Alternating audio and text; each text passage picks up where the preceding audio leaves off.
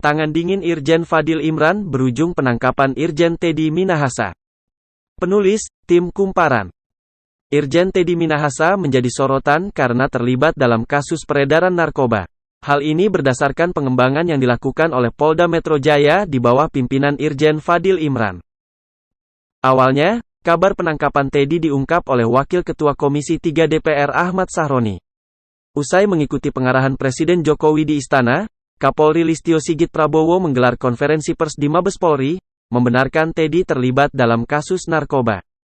Secara khusus, Kapolri menyebut bahwa penjelasan lebih lanjut akan dilakukan oleh Kapolda Metro Irjen Fadil Imran.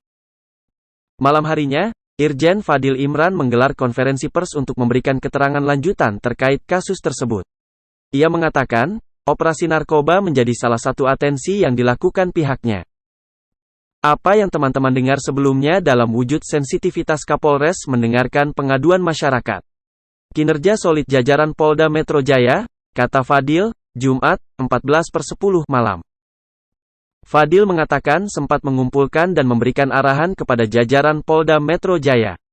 Salah satunya agar mereka bersikap profesional, objektif, dan sensitif atas apa yang dilaporkan masyarakat. Tanggal 10 Oktober pada Senin, saya dengar berita baik. Berita buruk ternyata ada anggota yang nakal, ada anggota yang melanggar arahan yang sudah berulang. Berita baiknya adalah masih banyak polisi yang profesional, kompeten mengungkap, menangkap kekhawatiran masyarakat terhadap peredaran gelap narkotika di Jakarta tanpa pandang bulu, ujarnya. Kasus ini berawal ketika Polres Jakarta Pusat menggerebek pelaku dan pengedar narkoba jenis sabu. Dari penggerebekan itulah ditemukan informasi bahwa anggota kepolisian ada yang terlibat. Perkembangan kasus pun dilaporkan kepada Fadil. Atas perintah Kapolda untuk menindak tegas dan mengungkap sampai ke akarnya. Berkoordinasi ke Kabid Propam dan Dirnarkoba, dari sinilah kegiatan dipimpin Dirnarkoba Polda Metro Jaya, kata Kapolres Jakarta Pusat Kombes Komarudin.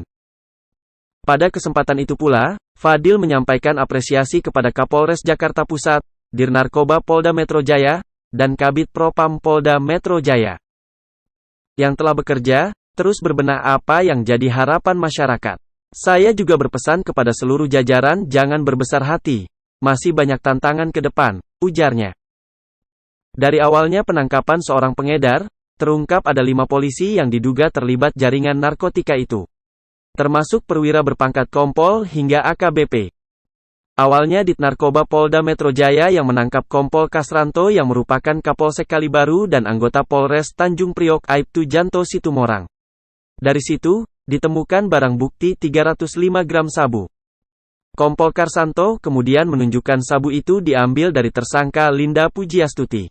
Linda sering mengadakan pertemuan dengan tersangka Au, yang kemudian ditangkap di Taman Kedoya Baru pada tanggal 12 Oktober tahun 2022 pukul 13.30 waktu Indonesia Barat bersama dengan A di sana, disita 1 kg sabu. Berdasarkan pengembangan dari Linda dan Au, rupanya masih ada sabu yang disimpan AKBP Dodi Prawira Negara, mantan Kapolres Bukit Tinggi yang kini menjabat Kabagada Rolok Sumbar.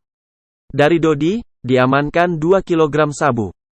Dari pengembangan keterangan inilah, ditemukan adanya dugaan keterlibatan Jenderal Polisi Bintang 2. Ia adalah Kapolda Sumatera Barat Irjen Teddy Minahasa. Dari keterangan Dodi dan Linda pula diketahui keterlibatan Teddy dalam kasus ini. Teddy kemudian turut dijerat sebagai tersangka.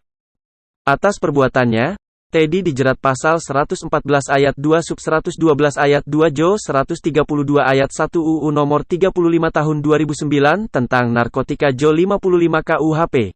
Dengan ancaman hukuman maksimal mati dan sekurang-kurangnya 20 tahun.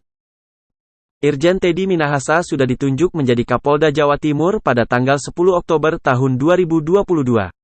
Pelantikan belum dilakukan tapi Irjen Teddy sudah keburu terlibat kasus hukum. Mutasi pun batal dilakukan.